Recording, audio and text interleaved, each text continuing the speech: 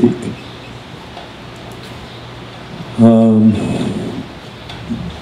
Well, I wanted to continue on the theme of the retreat, talking about dealing with, Lama Tsultrim. Didn't she do an incredible job on that? Dealing with our demons. But you, one day, a long time ago, you said something like, well, I've been doing practice for a long, long time. I mean, this, at that point it was 25, 30 years. Okay, it's even longer. And I still have some of the neurotic tendencies that I have been dealing with. But one of the biggest things I noticed, they turned from big schmooze to little schmooze. Yeah, so how do we turn the big schmooze into little schmooze? How do we really work with that? But you have to move this, I'm going to move this right here. We had a morning. Dealing with schmooze? Yeah. But I want to hear it from you. It's a different tradition. Tibetan Buddhist tradition and Bhakti tradition.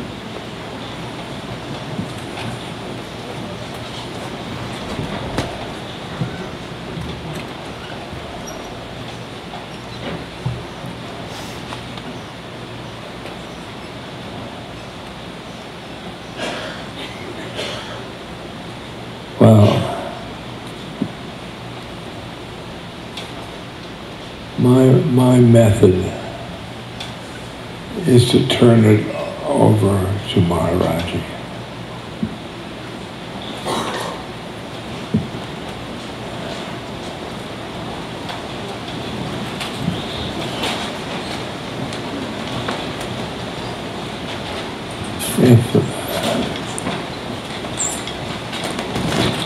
If a demon has been bugging me,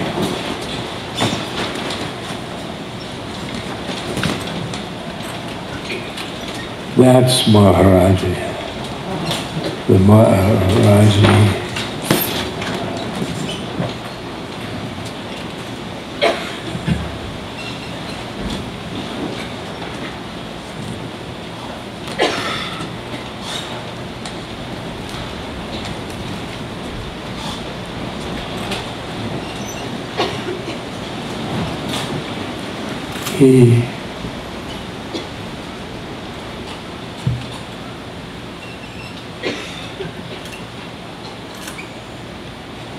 he's responsible for my life.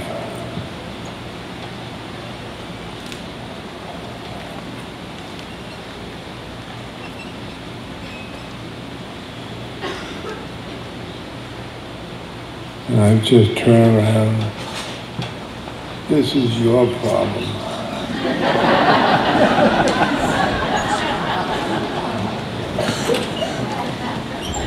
This is your problem.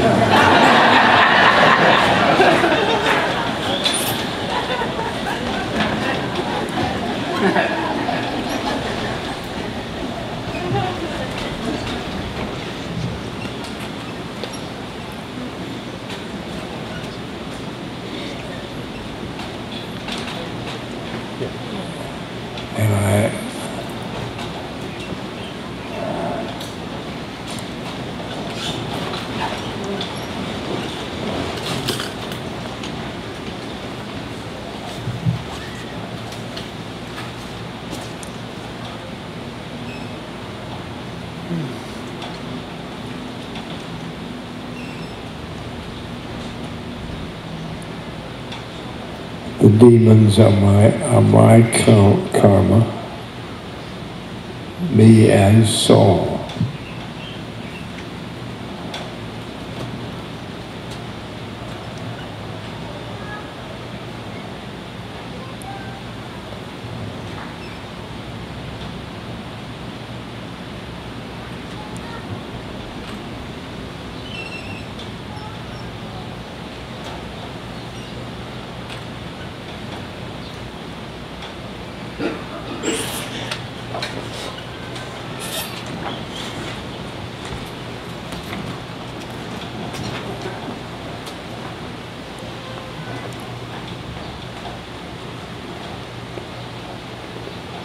from inside the soul.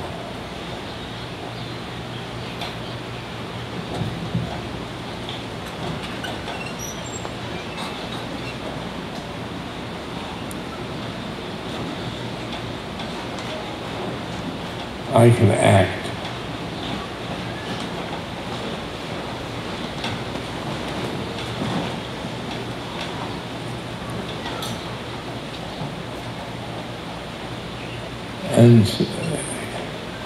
And clutter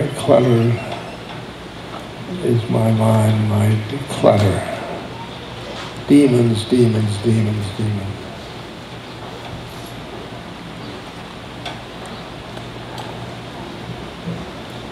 And sometimes those demons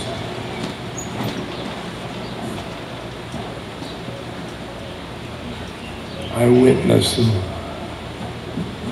from the soul.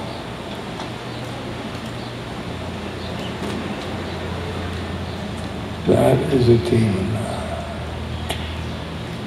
That's a demon.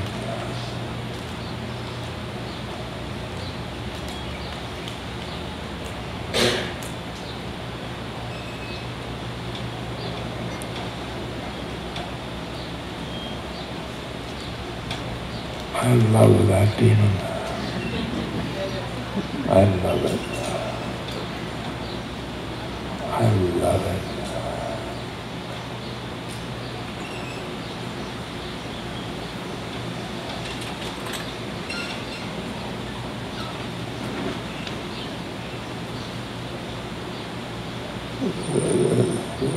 The similarity between the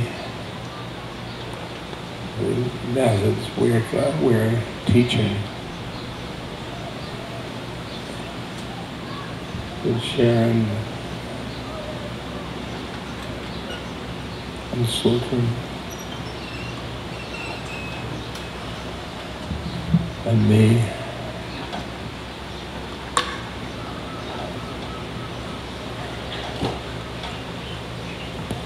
You'll find there's very little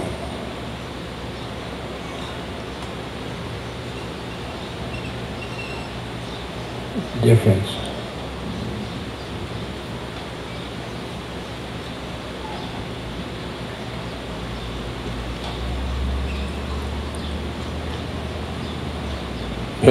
Pick anyone. Pick anyone.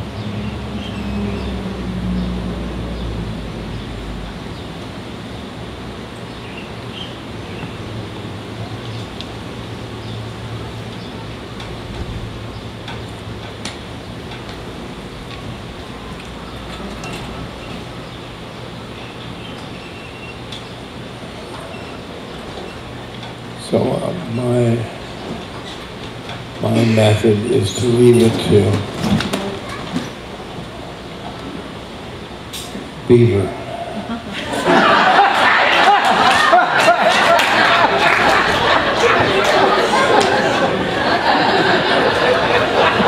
There may be people here who don't get that reference. Leave it to Beaver.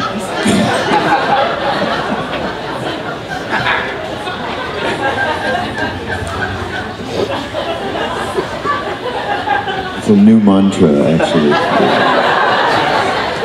It's probably a good thing to do. When you say the differences, there isn't that much of a difference. What I hear when you say that is around, although you do say, I say to Maharaji, this is your problem.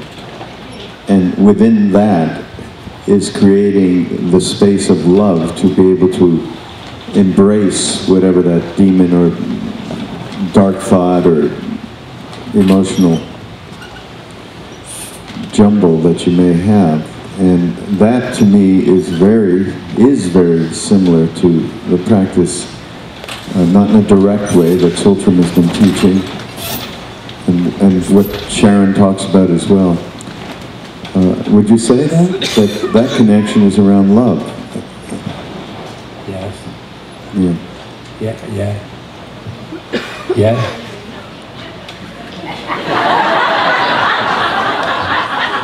Yes. Yeah.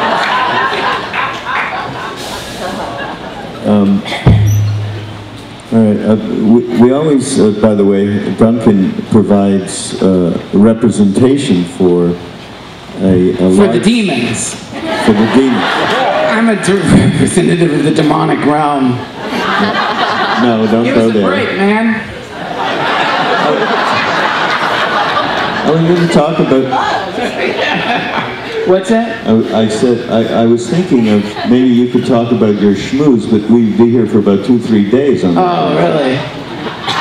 You know, I did. Well, one thing I realized in this from hanging out with you guys, I had, you know, this is amazing what you're doing, Mama, and so I can remember the first time I realized that my demon, and I named it too, before I heard about that you could name these things. I remember realizing, oh, I could give this thing a name, call it Oyster. It's like this, you know, it's just a real nasty, monstrous thing.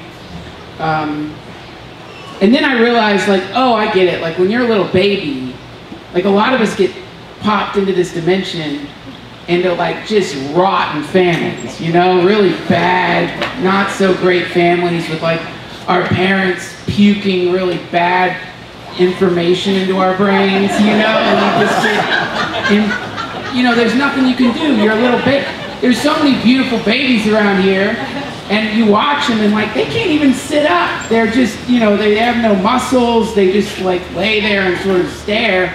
You have nothing to, like, protect yourself. So I think what happens is this thing we're calling demons is a mechanism of protecting you when you're a little baby from your alcoholic family or from your whatever it is, and then they spend all this time essentially being your bodyguard, you know, and then somewhere along the line you're like, oh, get out of here, you're useless now, beat it, I don't need you anymore. And the demon's like, are you kidding me? For your entire life I was sticking up for you, protecting you, I was there for you no matter what, and now you want me to leave? I don't think so, man.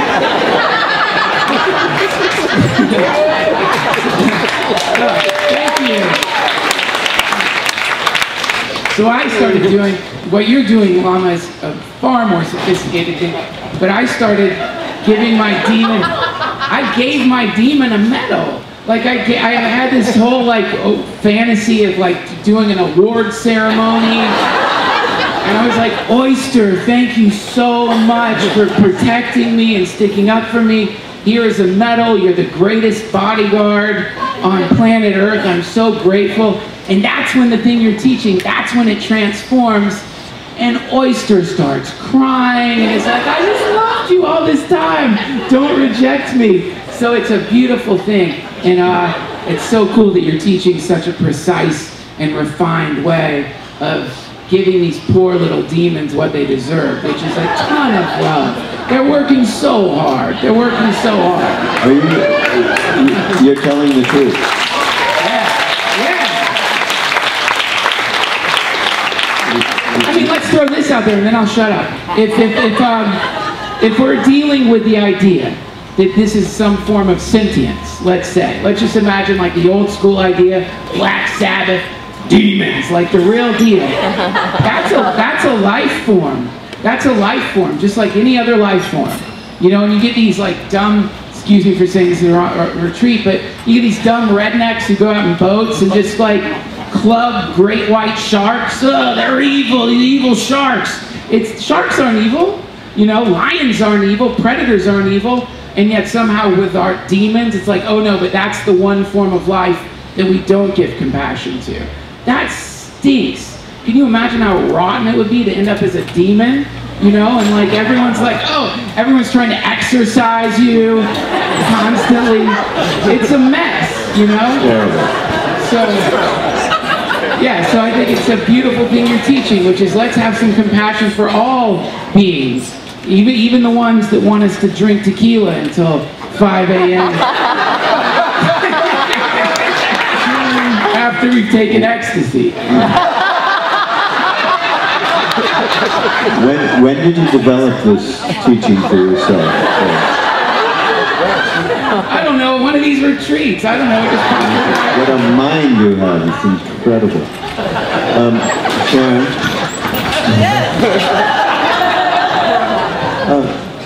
Well, what did you name? Oyster?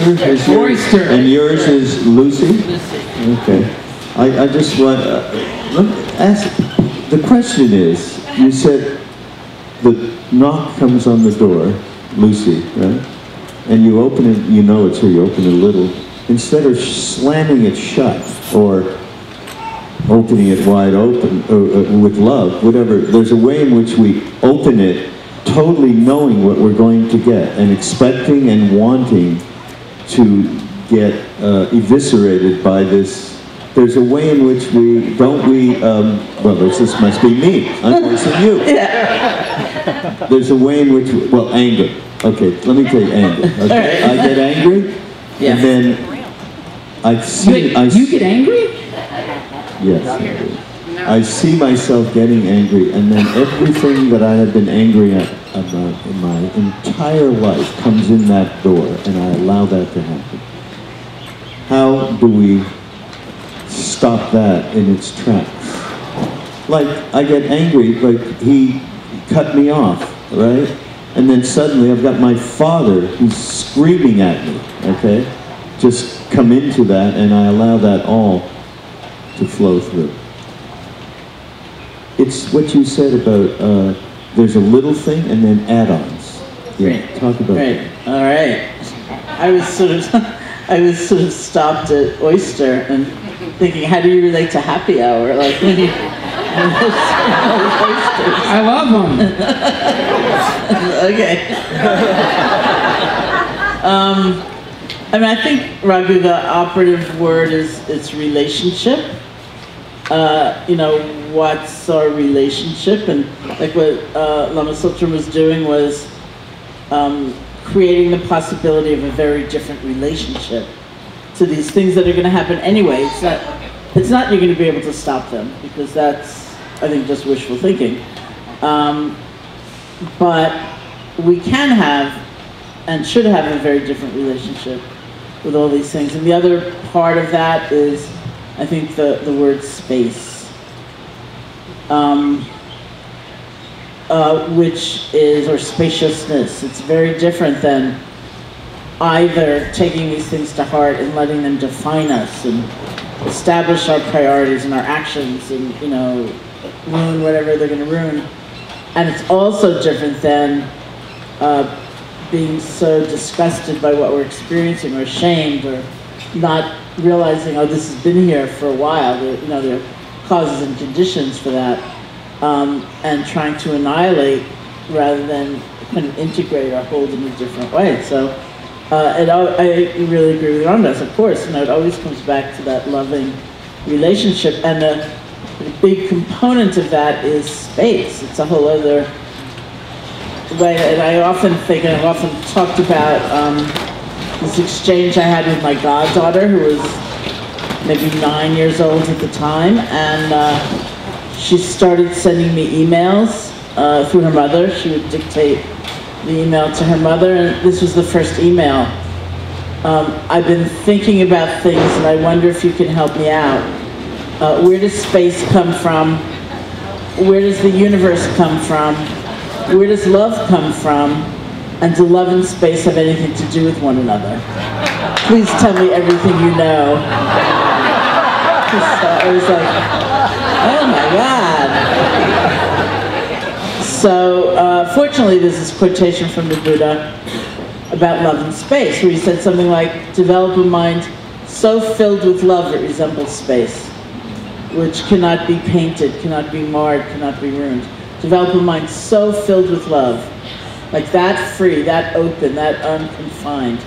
So if somebody was standing here in the middle of the room throwing paint around in the air, there would be nowhere in the space where the paint would land and kind of discolor things or mar things.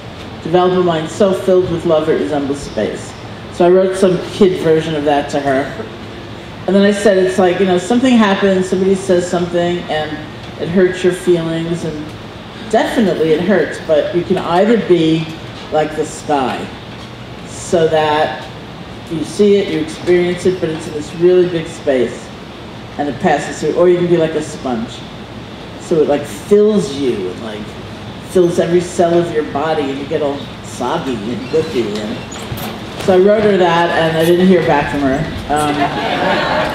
for like a month, but her name is Willa, and after about a month, her mother wrote to me and said Willa had gotten into an argument with her little sister, and she was going around the house muttering, "I am like the sky, I am not a sponge. I am like the sky, I am not a sponge." And I'd never had any yogis myself, so I wasn't really sure about that, but her mother was ecstatic. She said, she's working it, you know?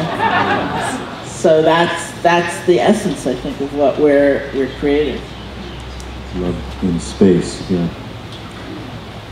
Well, that's a difficult thing, creating spaciousness around stuff that you fear or you feel guilty about or judgmental and so on.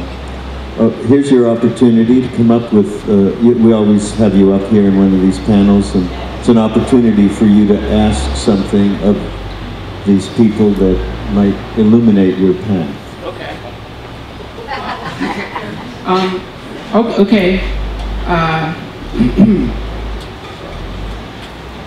I'll try to ask this question in some concise way. I mean, it's an obvious question, so forgive me. How do we completely overcome our fear of death? It's a small question, but probably answerable.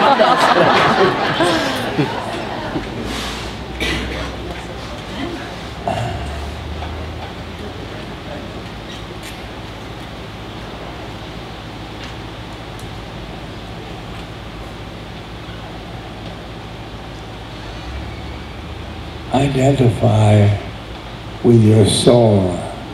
Your soul has many deaths behind it. And it's another one.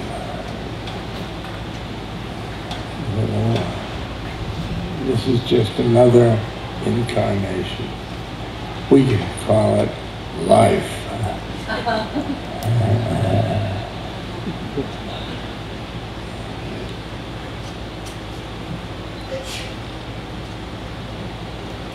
So,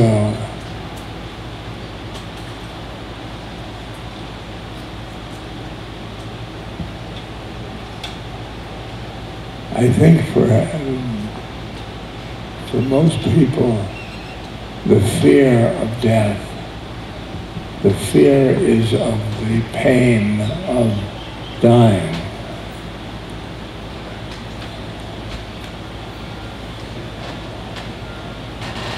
And not the after death. May I say, it's also saying goodbye to everyone that you love so much.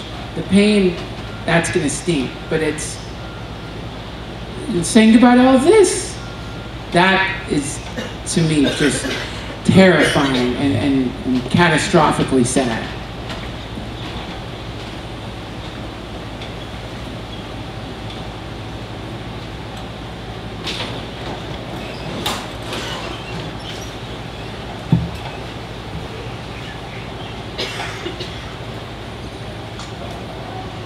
That's attachment.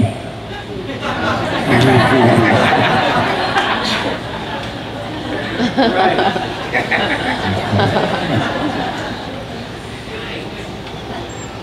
Right. The sadness is attachment. It's just what is. What is, you're dying. What is, people will miss you. It's all, everybody's gets that karma. It's all what is.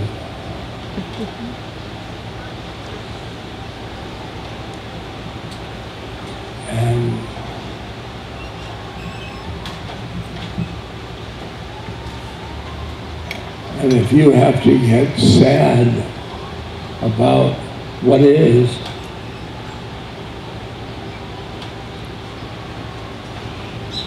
then you add sadness to what is.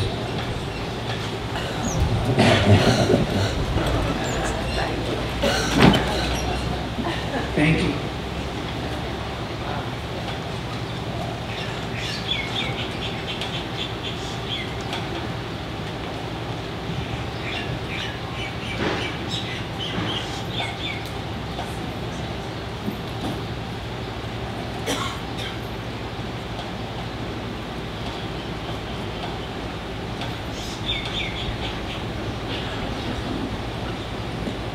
There is a literature of people who have died by anesthetic or something like that. And they've gone after death and come back. Near-death experience. Near-death experience. It's a little hard to get them because they bring their minds to the experience. But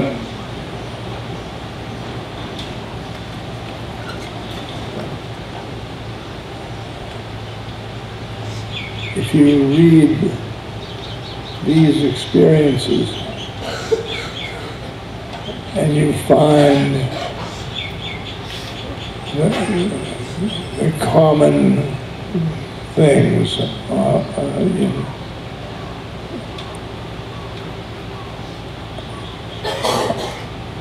I have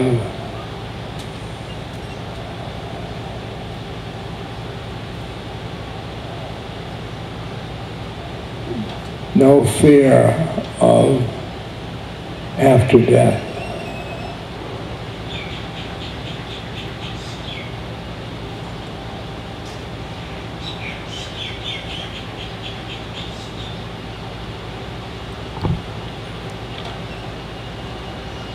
You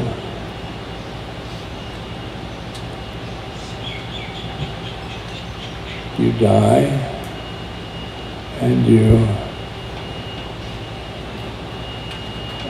a tunnel, and then you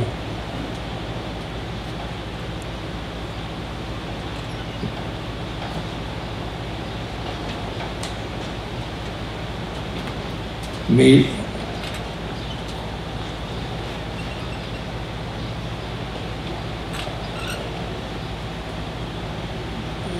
souls,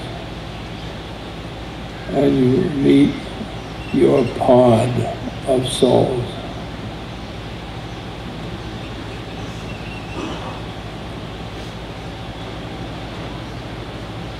And they've been traveling with you since the beginning of time.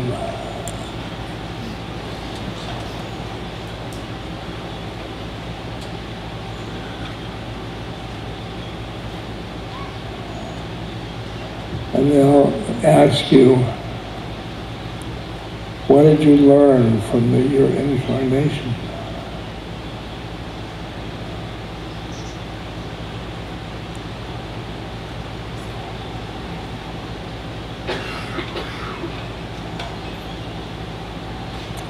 Then a being of tremendous light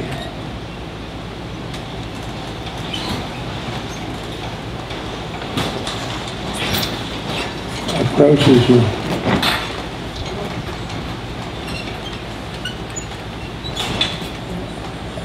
And it's your guru.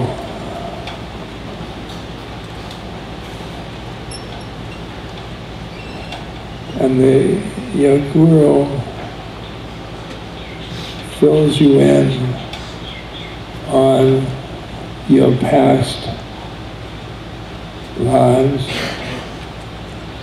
which you've forgotten about,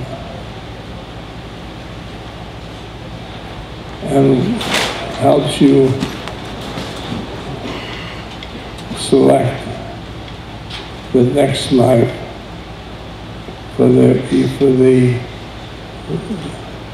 would be appropriate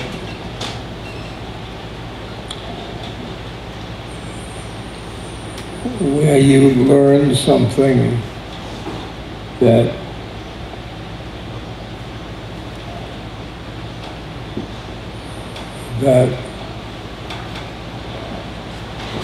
expunges your karma, your soul's karma.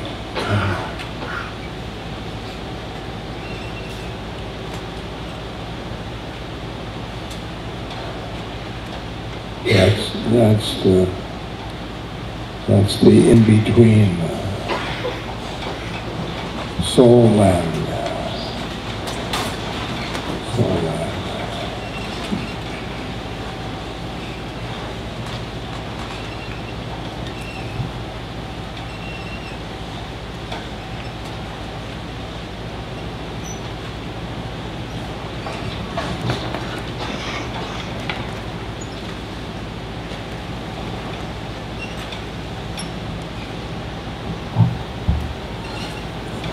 That's no bad.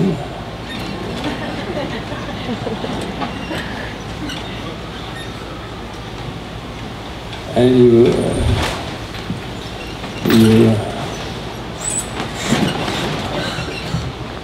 meet your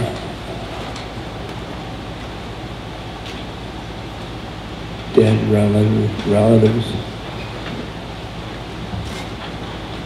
who are there to help you.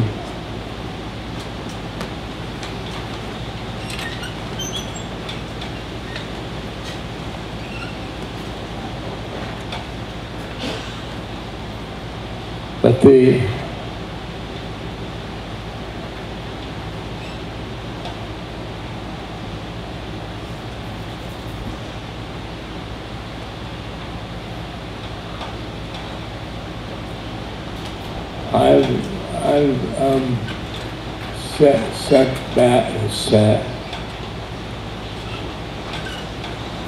sat bedside by dying people.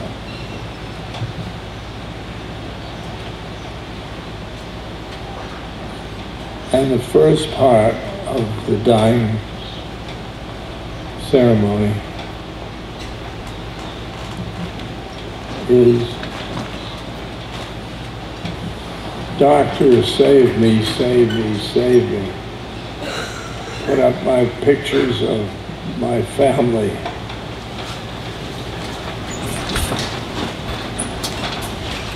Painkillers, all of that. And then, save me, save me, save me. And then, second half.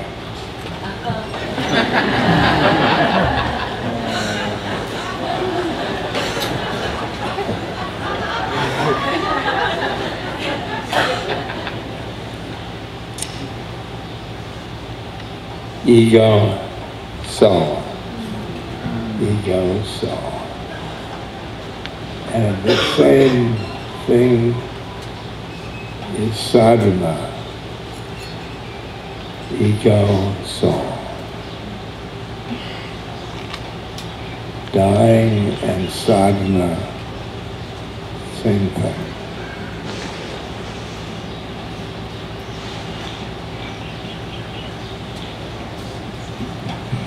Thank you. One thing you said, which the sadness related to the attachment that we have is part of what is. Yeah. That's That's easy to say. That's a toughie, big time. Yeah. So I'm going to ask you to comment on, so that's a huge discomfort to embrace that sadness of attachment. When you think about what he's thinking about, what he said is exactly what all of us have the biggest issue with. Obviously pain and so on is there. So how do we deal with this discomfort, which is huge, but there are many discomforts that we shy away from, that we run from? How do we get practical? Give us some practical advice. Practice, practice, practice. One moment at a time. I mean, there are lots of practicalities to it. But that is, I mean, I was thinking, what if you shifted love everybody to love everything and everybody? It's every moment you can, being with what is in that more present, loving, open, spacious way. And then when you can't, you completely blow it and you get extremely reactive or frightened or whatever it is, and you realize that's the secret teaching, right? Let go and begin again. Because like nothing's ruined, nothing's lost, you haven't failed. You just we are continually just beginning again, beginning again, beginning again, and it becomes that natural movement starts happening more and more graciously, you know. So it's not like wrenching your attention back from some awful place to a place of more repose. It's just like, oh, right, this is right, this is truthful, this is where I want to be, and. I see it as a continuum, you know, like, first if Duncan had asked me that question, I would have called out the word completely, you know.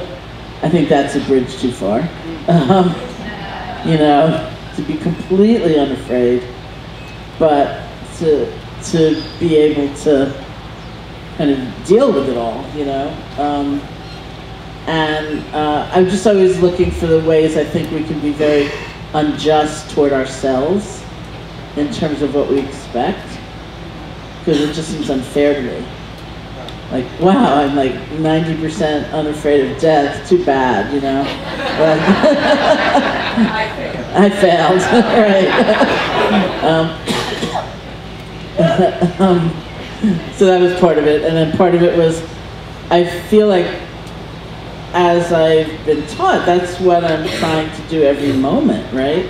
Is that kind of letting go, or being with discomfort, and being with joy without clinging, or whatever it might be. It's like, it's an every moment kind of thing in terms of practice. And I get very frightened of death, not just of the pain, but sometimes when it does feel like this complete unknown, and then because of my own beliefs and my own worldview, I remind myself, you've done it before. You know, you've done it so many times. Like, you can do this, you've done it, you know? So let's just be with what is and practice that kind of letting go. Cool. You have another question, sir? Oh, I mean, follow up that one. Yeah, really. Yeah. You just blew it all with that one, really. The big question. That's the, yeah, I think that's a big problem that I have, and I think you both just completely help me with that. So if you'll forgive me, do you want, I mean, I could make up a question. No, you could? Yeah, I have another question, but it's weird. Okay. You are, and I asked you this, Sharon, on the podcast, but I'd love to ask the question again. It's a two-part question.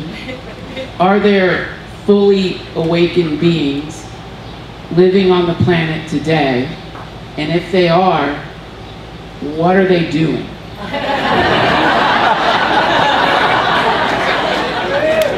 Are they driving cabs in like 42nd Street or what? Well, probably they're in a cave.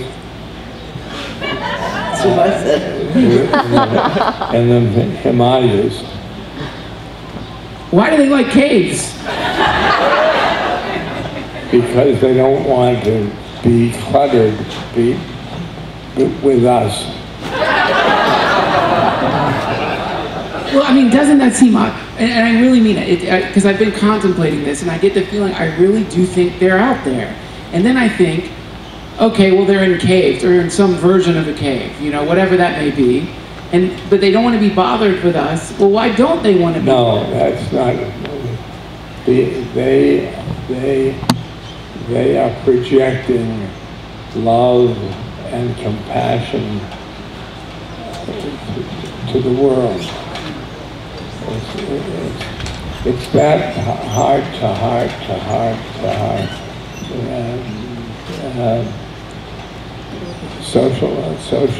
social change,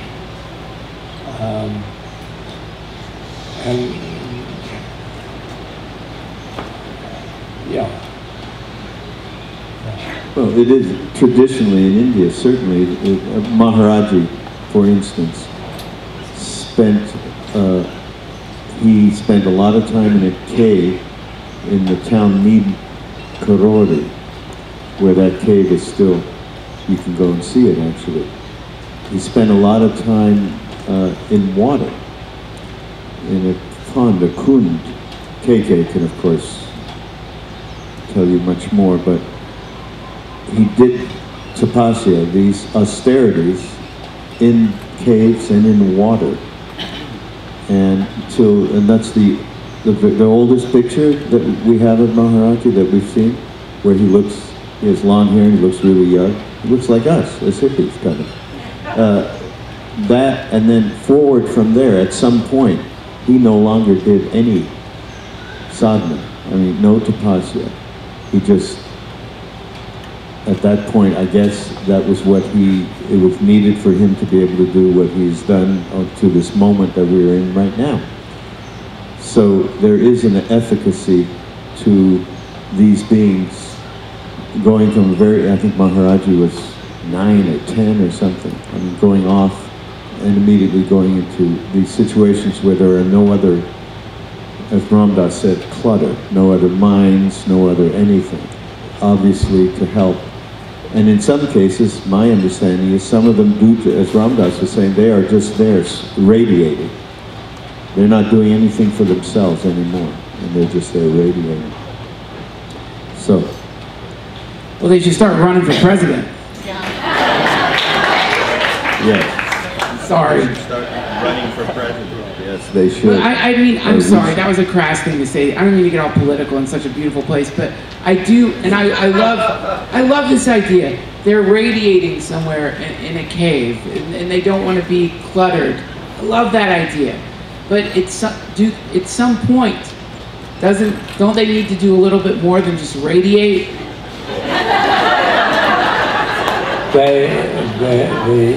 The love that they radiate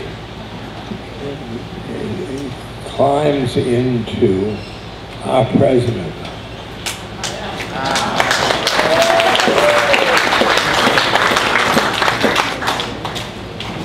Yeah.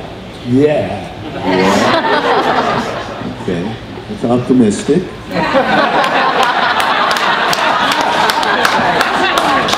I'd rather be optimistic than you are, I know. All right, I'm getting practical because you were right. That took us out into it. Sorry. No, that's fine. Sharon, I want to continue on this idea of discomfort and dealing with it you talked about. One of the other things that is very evident with all of us, that we have these habitual tendencies that make it very difficult to create the kind of spaciousness and love to accept and even do with Lama Tsultrim's practice of feeding the demons. Some of these habitual tendencies really prevent us from being open in any one moment. Those seem to be the most difficult things to deal with that we have developed all our lives. I think Krishnadas said the other day, yeah, we spent a whole lifetime being stupid. Something like that. Which is, you know, of course that's funny, but not funny, if you know what I mean, because we are so encrusted with these habitual tendencies that we all have. Can you talk about opening that door to transform it? Sure. First I want to say that Duncan and I recorded a podcast the other night, and he asked me that question. I said really exactly what Ramdas said. I said, oh, they're in caves somewhere. So I was too happy to hear that.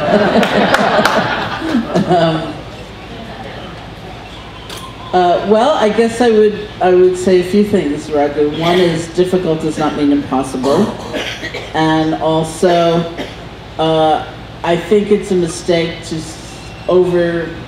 solidify or reify these patterns as though they were so substantial and unchanging.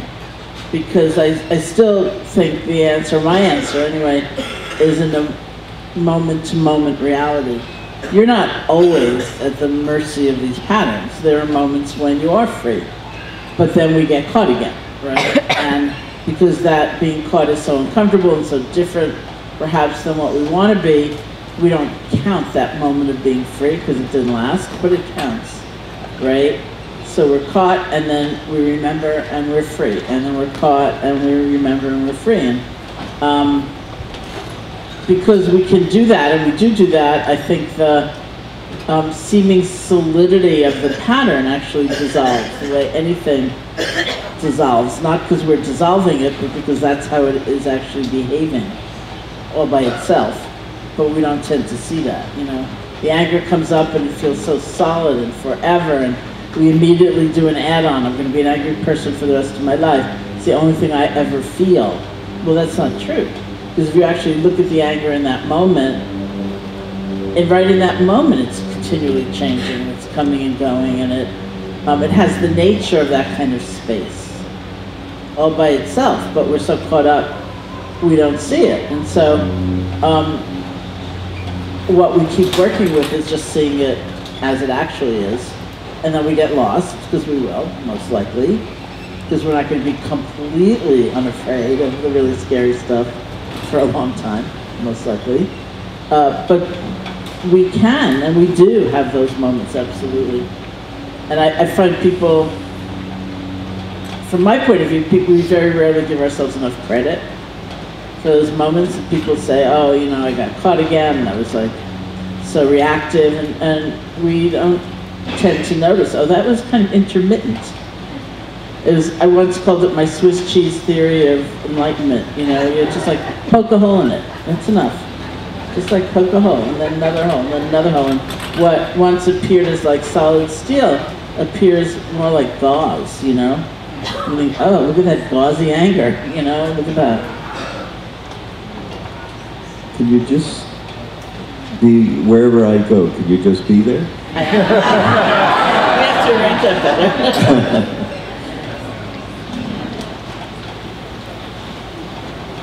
Maybe at this point, we haven't done this in any of the sessions so far.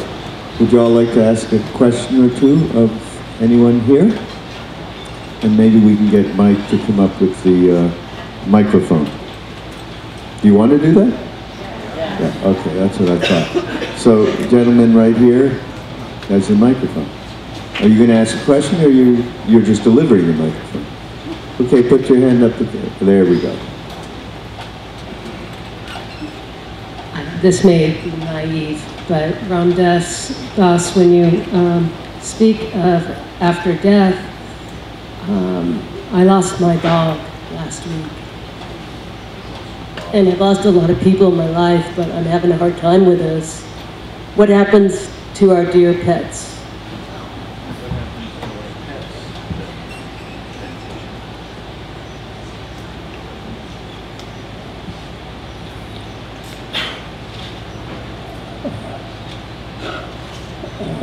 Their souls,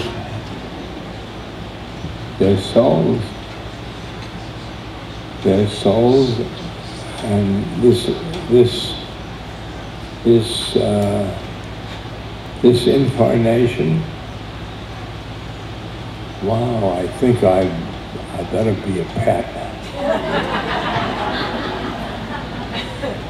And,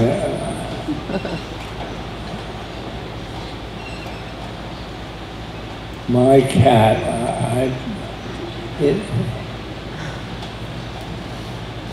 they don't have a bad incarnation.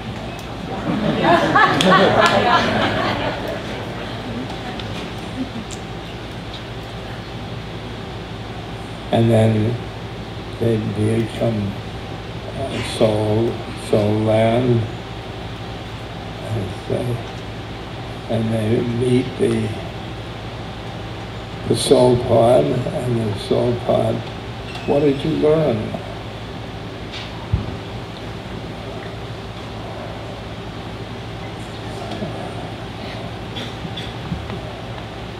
How to wag my tail.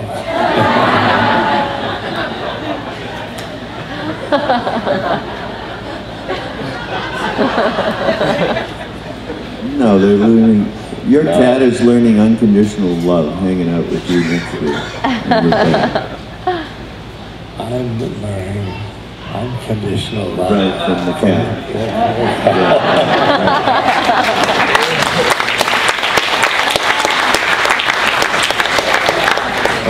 Up here, there's people who have questions.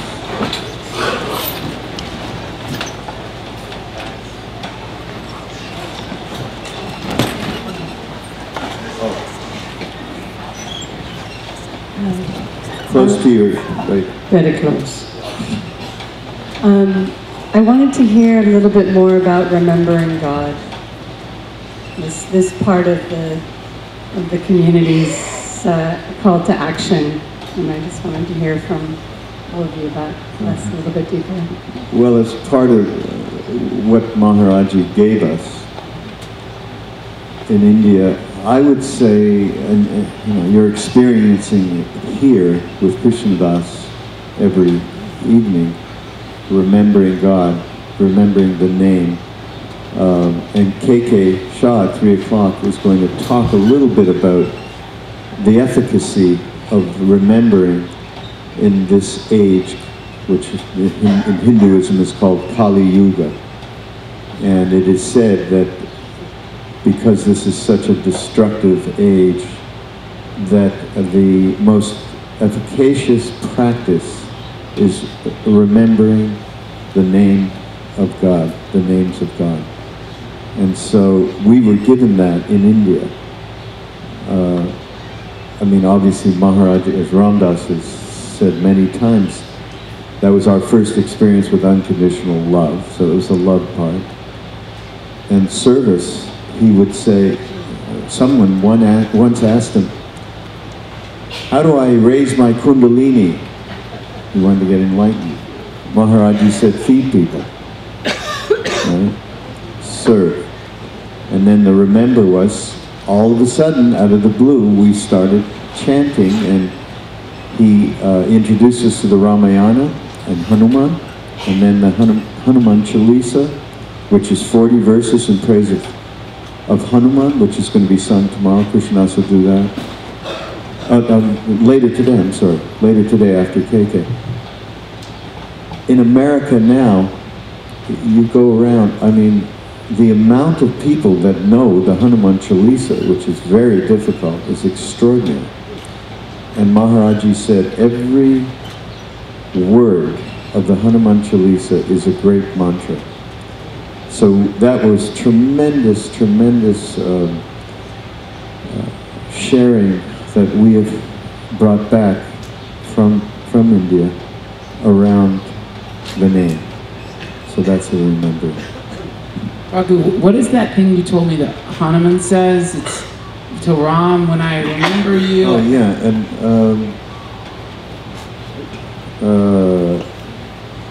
there's, yes, it was mentioned the other day. I don't know that I know it exactly. KK, where are you? Come on, come on. Give KK a microphone.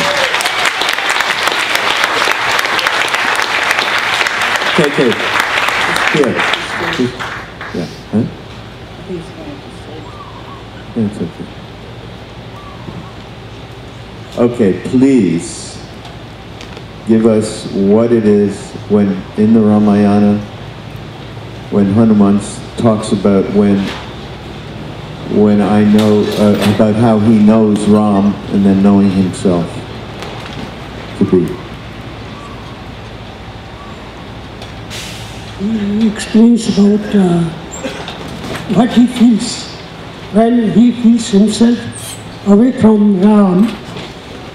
He feels something else. But when he tries to know what he is with Hanuman, with Ram, he feels in different way. He feels what? Say that right. In different way. So you can, that Ramdas told you in a better way. He can tell you. You tell, he said. We need Krishna Das, that's what we need right now. Because I don't remember the exact wording. When I know, you know, when I don't know who I am. There we go. When I don't know who I am, I serve you. When I know who I am you. Beautiful. Did you hear that? Oh, okay. When I don't know who I am, I serve you. When I know who I am you. Thank you. Boy, that was fun. Someone over there in the back?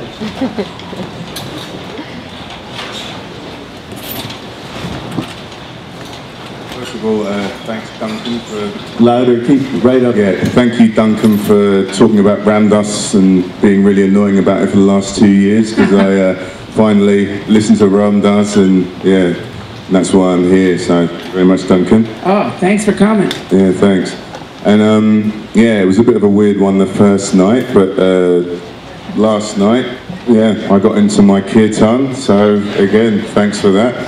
And Ramdas came to me in a dream last night, and I woke up at 2 in the morning and I was crying for an hour, which was very, very strange.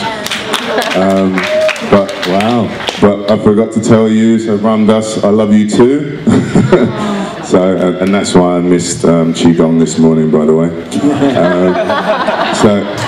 But yeah, my question is, I mean, we've been having a discussion about it earlier on today, but I'm a bit confused. This unconditional love thing. There seems to be a bit of meanness around as well. I mean, you know, between the throwing bananas at people and, you know, maybe a few mean words here and there. But yeah, I just want a bit of a clarification about how that works, if that makes sense. Yeah, can you tell us about wrathful Maharaji? Well, first of all, the bananas were the opposite of mean. They were nice bananas. Okay, cool. Yeah, no, there were nice bananas and apples, and you know, it was wonderful to get them. But he wants to hear a little bit about Maharaji. Yes, would well, one thing he would say to people when we first got there, "Oh, tum bahut chalak," which means in English, and the translator would go, "Oh, you're a very clever person." And we'd go, "Oh my, isn't that great?" Until we found out that chalak, the way that he was using it, meant you're really a sneaky little you-know-what. So yes, Maharaji certainly had a way of speaking that we did not really understand at the time, and later found out when people started to learn Hindi, and then they started to really understand what he was saying, some of which we wouldn't want to repeat in public. It was, but KK will tell you today that the more of that he threw at you, the more opening of love. And it was completely, when you talk about unconditional love, it's the basic, no longer is there an exchange. There was no exchange. It was a one-way thing that was going on And we had never, and Ram Dass tells this story many times, we had never experienced that kind of love before, not from our families, our friends, our lovers. There was never that unconditionality. So that was, and you've talked about how power, right? Because he, not only did he know what we were doing in our minds in that moment, but he knew our past year, our whole life. He'd talk about stuff. There's no way that, so, you know, there was a lot of power. And that certainly, I mean, when Ram Dass first came back and started talking and lecturing, and when I first heard him, the fact that he knew somebody who had that kind of prescience and siddhis, powers, I mean, that was impressive. But what really was impressive was the love that he was sharing, that I got. And it was only, of course, when I got to Maharaji, oh, that's what Ram Dass was all about. And he was a conduit for this. And so the experience of that kind of love set the stage for everything that happened. When Ram Dass came back, and he was told not to talk about Maharaji, and of course that's all you did. That was because of this love. He could not stop sharing it. Could not, even though he's told not to. At least in his name.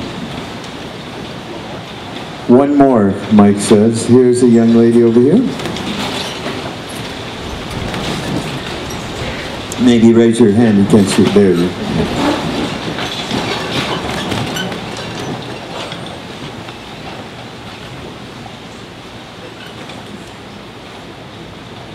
Hello.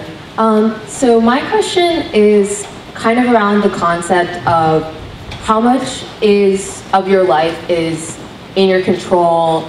You have to do the work and manifest the great things that happen in your life, and how much of it is surrendering and letting go and giving into fate and karma. Because I struggle with that. Sometimes I'm like, okay, I have so much work to do, I have to put these intentions out to make things happen, and then sometimes things are falling apart and I'm like, okay, let me just surrender and the universe will take care of it. So I really struggle with that. Karma and grace, are they one? That's kind of what you say. In other words, actions have to be taken, yet if it's all within the grace. Yeah, can I just sit back and relax? You just sit back and effort. I mean, she said you have to make effort and intentionality to make your life a certain way, or is it all just surrendering to? Yeah. Yes.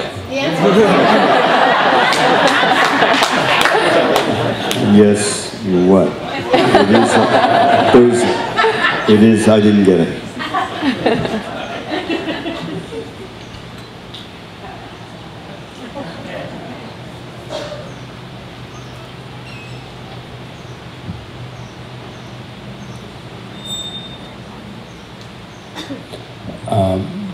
My stroke was good for the. I think I told you, but I was in the hospital, and there were all these people, friends and doctors and nurses and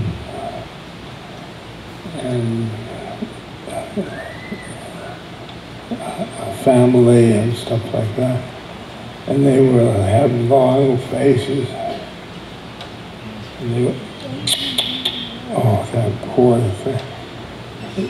It's, you know, a stroke, oh my. Oh, and I looked out at their minds. I looked out at their minds, and I didn't really I wanted them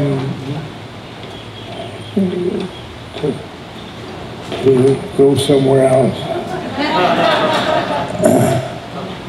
And I excused them from the room.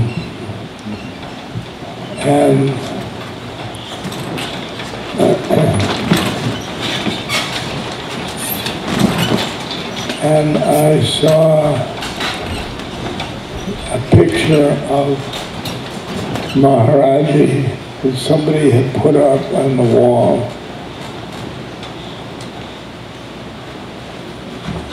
And I said,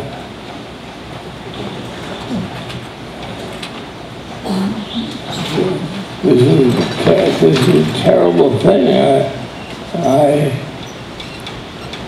Where were you? Where were you? You were out to lunch or something?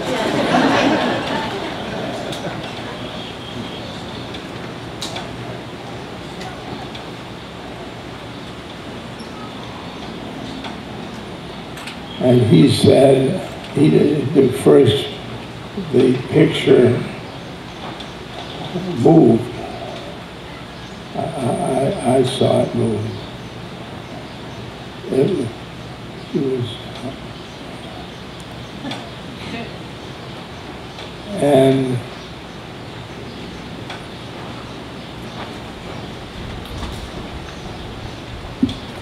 he said,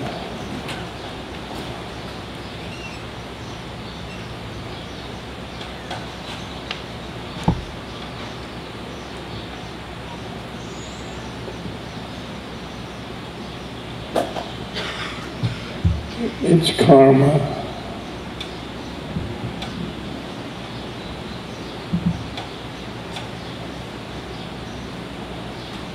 The grace will come. The grace will come.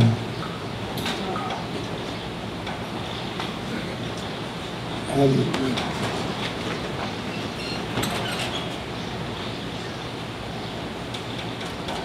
from that then on, all the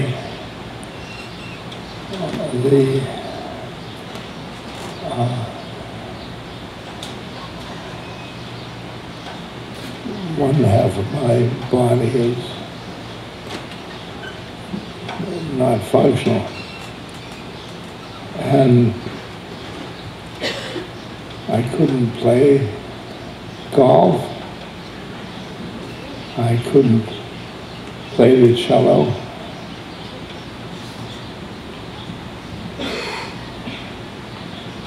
I couldn't fly my plane.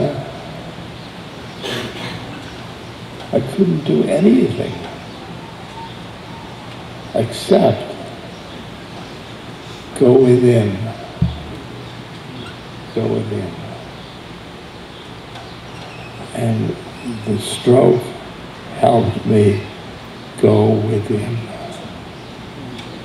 And I said, boy, that's grace.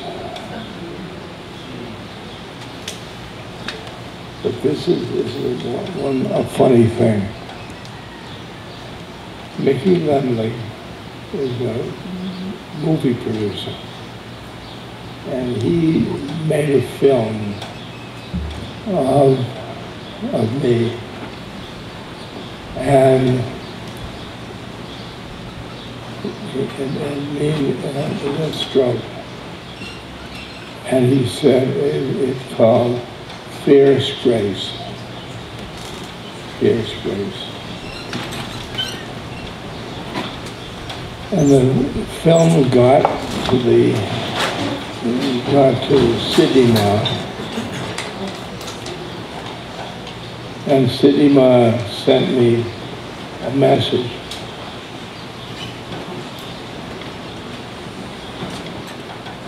She said, how dare you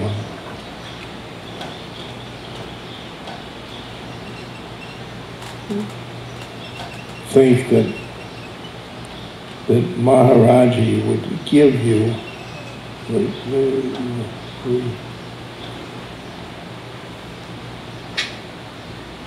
the stroke. She said, the stroke is natural, the karma.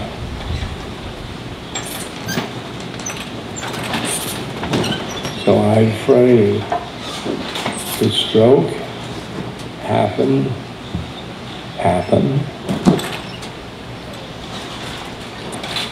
and then all the effects happened,